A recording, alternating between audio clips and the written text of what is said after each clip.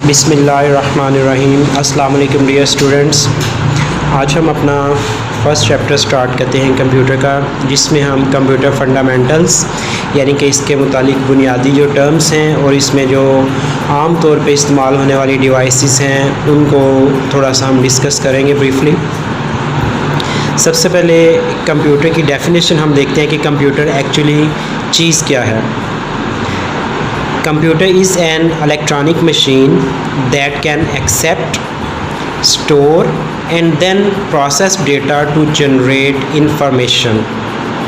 अब इससे मुराद क्या है कि कंप्यूटर एक इलेक्ट्रॉनिक मशीन है, यानी कि बिजली पे चलने वाली एक मशीन है जो कि क्या करती है, हमसे कुछ लेती है इनपुट के तौर पे, उसको अपने अंदर ये स्टोर भी कर सकता है, उस पे प्रोसेसिंग क्या है, उस पर कुछ वर्किंग करनी है। इसमें किस मकसद के लिए वर्किंग करनी है, जो चीज़ हम उसको दे रहे हैं इनपुट के तौर पे उसको कहते हैं डेटा, और उसकी मदद से क्या करता है, ये इंफॉर्मेशन जनरेट करता है, यानी कि हमें आउटपुट जो है वो देता है।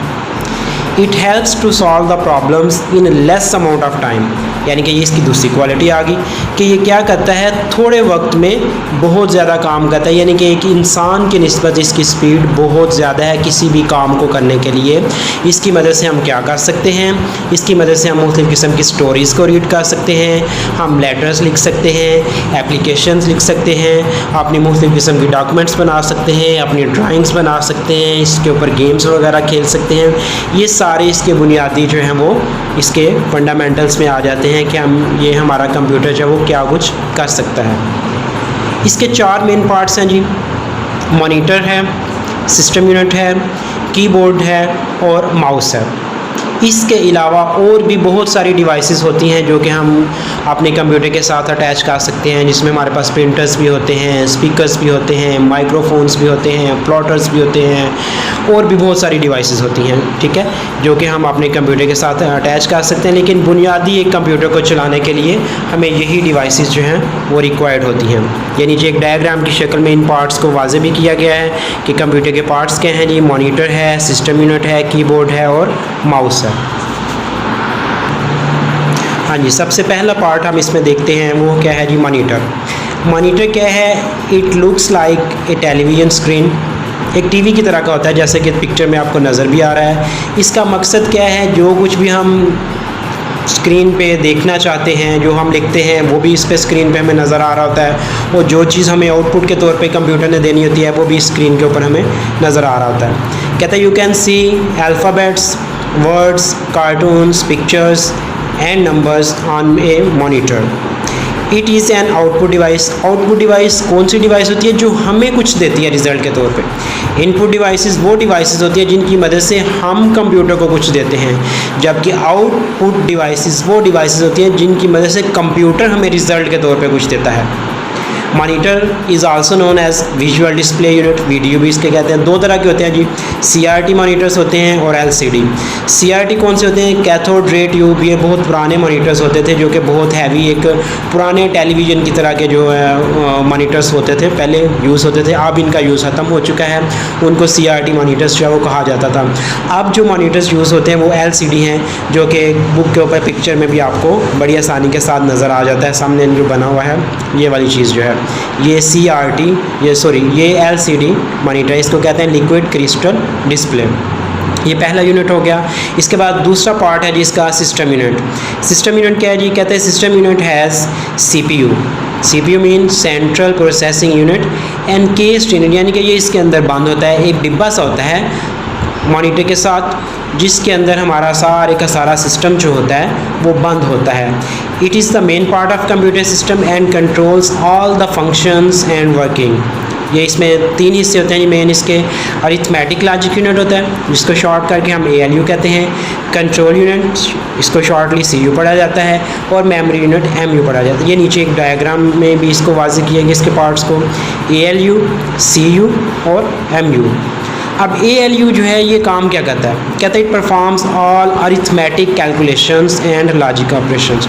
अरिथमेटिक कैलकुलेशंस क्या आती हैं, जिसमें हम मैथ के ऑपरेशंस परफॉर्म करते हैं। एडिशन हो गया यानी कि जमा करना, सब्ट्रैक्शन हो गया यानी कि माइनस करना, डिवीजन हो गया उसकी तकसीम करना नंबर्स की, मल्टीप्लिकेशन उनको ज़रब देना आपस में, और लॉजिकल ऑपरेशंस क्या होते हैं, इनको कंपैरिजन ऑपरेशन कहते हैं। कंपैरिजन ऑपरेशन क्या होते हैं, जिसमें हम एक वैल्यू को दूसरी वैल्यू के साथ कंपेयर करते हैं, यानी कि कौन सी वैल्यू किसके बराबर है, कौन सी वैल्यू किससे छोटी है, कौन सी वैल्यू किससे बड़ी है। ये सारे के सारे ऑपरेशन जो हैं वो ALU के अंदर परफॉर्म होते हैं और इनको कंट्रोल करने के लिए कंट्रोल यूनिट इसमें इस्तेमाल होता है। कहते हैं control unit controls the flow of information.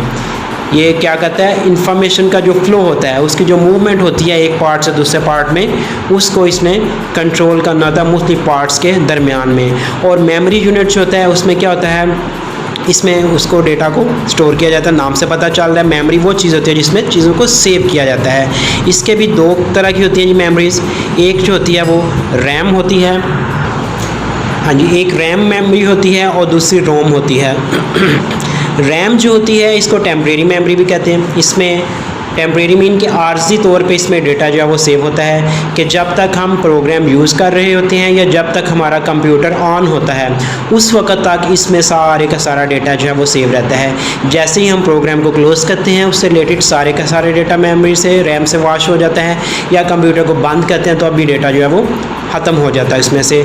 जबकि रोम जो है वो परमानेंट मेमोरी है।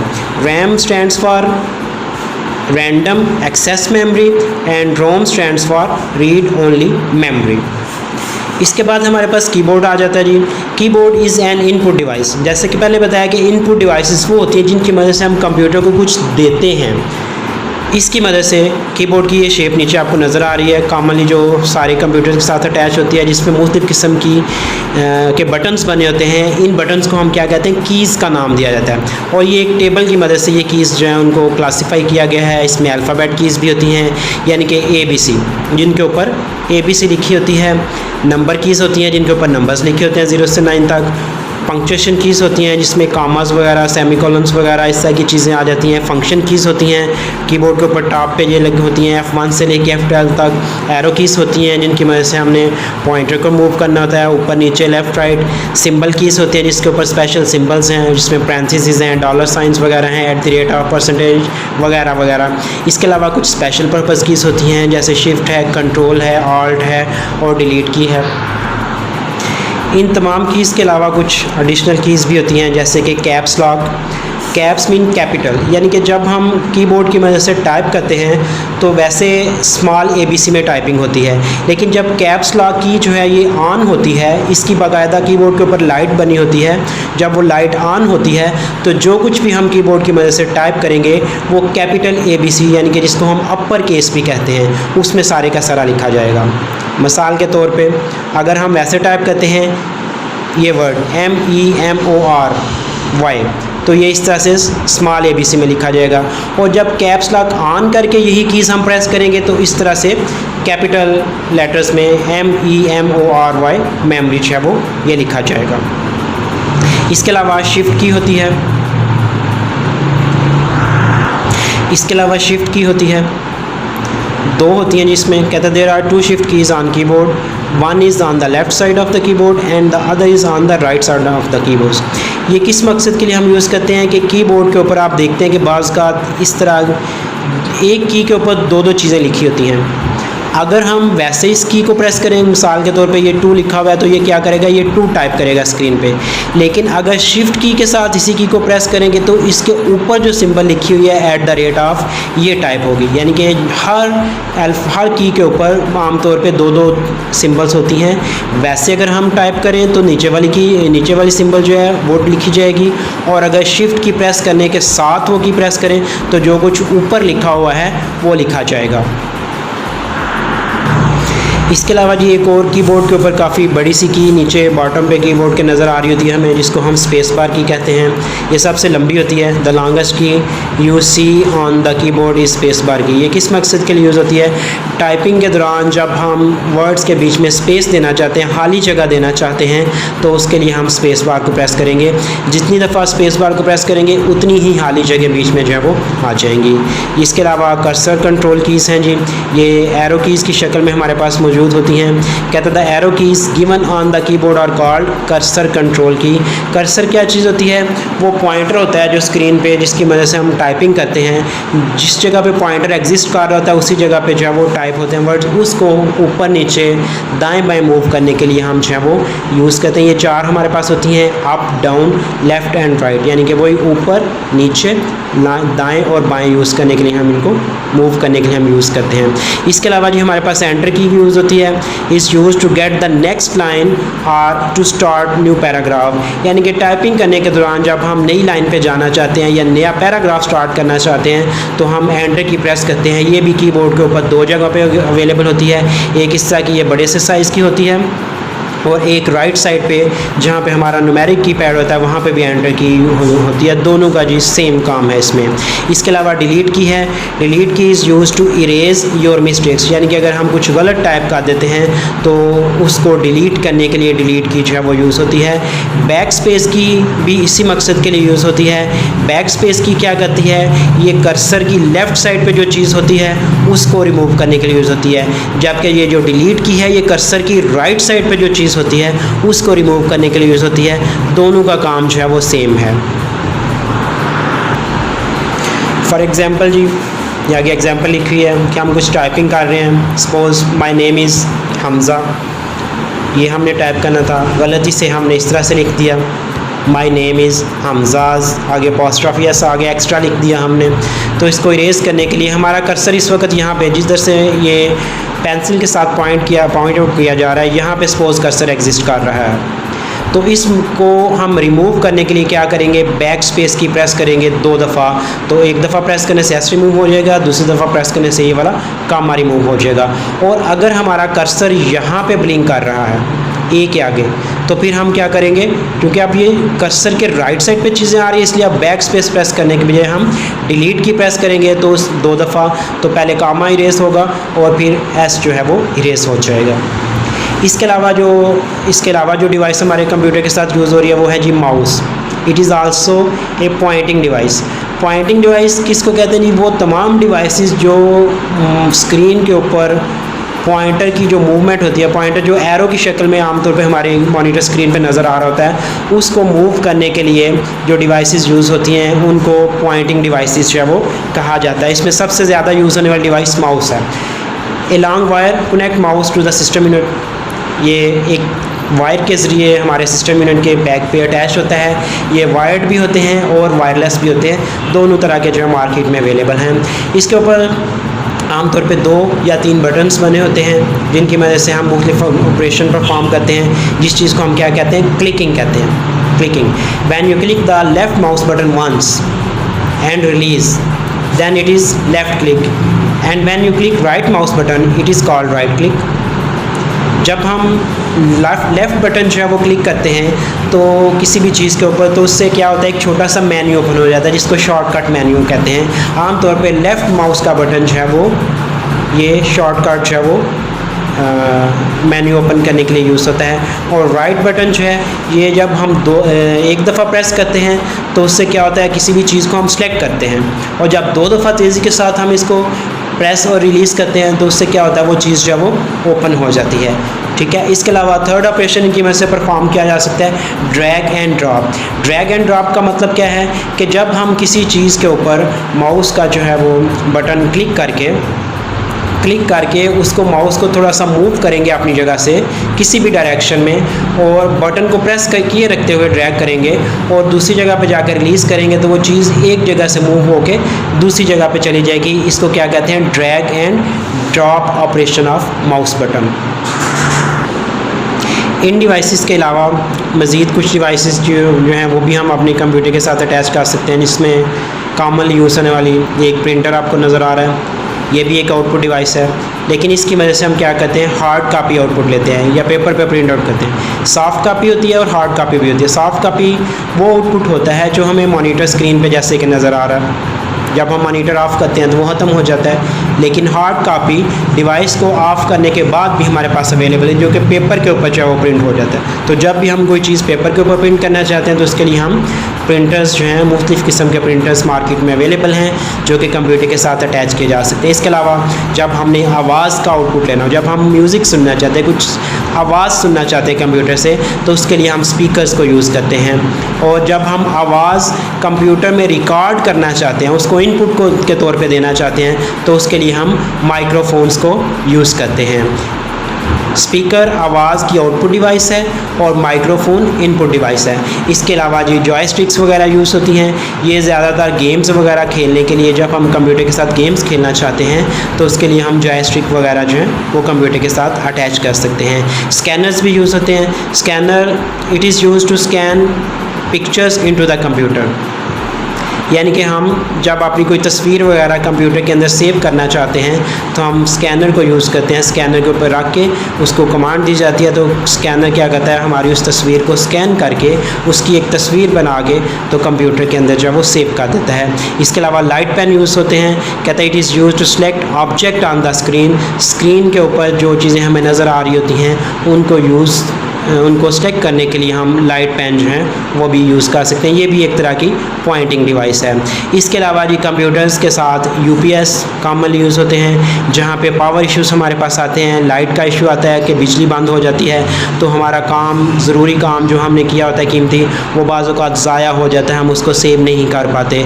तो उस मकसद के लिए क्या किया जाता है, कंप्यूटर्स के साथ यूपीएस जो है वो यूज़ किए जाते हैं। UPS stands for uninterrupted power supply. इनके अंदर या इनके साथ एक्स्ट्रा बैटरीज यूज़ होती हैं जो कि क्या करती हैं, उनमें पावर सेव रहती है। अगर बिजली चली भी जाए तो थोड़ी देर के लिए हमारा कंप्यूटर जो है वो ऑफ़ नहीं होता और उससे हम अपना काम जो है वो उसको सेव कर सकते हैं और ज़ाया होने से बचा सकते हैं। इसके अलावा प्लॉटर्स जो हैं वो भी हम यूज़ कर सकते हैं अपने कंप्यूटर्स के साथ।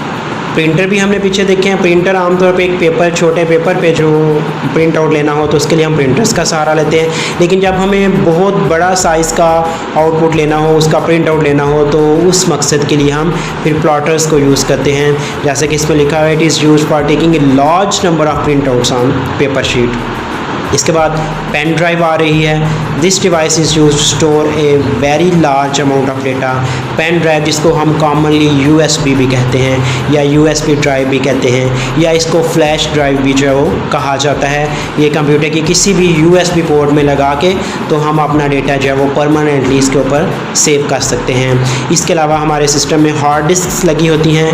हार्ड डिस्क क्या होती हैं, कहते हैं it stores all software and data. It is fixed inside the CPU box. पीछे जो हमने सिस्टम यूनिट देखा है उसके अंदर ये फिक्स होती है ये वाली हार्ड डिस्क। इसको हम ओपन नहीं कर सकते आमतौर पे। इसमें हमारे कंप्यूटर के तमाम सॉफ्टवेयर और तमाम का तमाम जो डेटा होता है, जो भी हमने फ़ाइलें वगैरह बनाई होती हैं, जिसमें हमारी टेक्स्ट फाइलें भी होती हैं, जिसमें हमारा वीडियो भी हो सकती हैं, जिसमें हमारी गेम्स वगैरह भी हो सकती हैं, वो सारे का सारा इन्हीं हार्ड डिस्क पे जो है वो स्टोर होता है। इसके अलावा जी कम्पैक्ट डिस्क जिन्हें हम शॉर्ट करके CDs कहते हैं, ये भी इसमें यूज़ हो सकती हैं। It is a device that stores a large amount of data. इसमें भी वो काफ़ी अमाउंट के हिसाब से हम डेटा जो है वो स्टोर कर सकते हैं। काफ़ी बड़ी मिकदार में डेटा जो है वो स्टोर हो सकता है। ये तमाम के तमाम कंप्यूटर की फंडामेंटल हार्ड डिवाइसेस थी, हार्डवेयर था इसका सारे का सारा। इसके अलावा कंप्यूटर में हमारे पास सॉफ्टवेयर्स होते हैं। सॉफ्टवेयर क्या होते हैं, कहता है software is a set of instructions that runs the computer. Hardware computer की मशीनरी है, लेकिन उस मशीनरी को चलाता कौन है, ये कंप्यूटर का सॉफ्टवेयर चलाता है। एक इंसान के साथ अगर हम जैसे कंपेयर करें इसको, तो जैसे हमारा जिस्म क्या है, ये हमारा हार्डवेयर है और इसको चलाता कौन है, हमारी रूह। हमारी रूह जो है, जो कि अल्लाह ताला ने हमें अता की हुई है, वो हमारा सॉफ्टवेयर है। जब रूह निकल जाती है तो ये हमारा जिस्म बेकार हो जाता है। ऐसे ही कंप्यूटर के अंदर अगर सॉफ्टवेयर ना हो तो इसका हार्डवेयर जो है वो हमारे लिए बेकार है। ठीक है जी।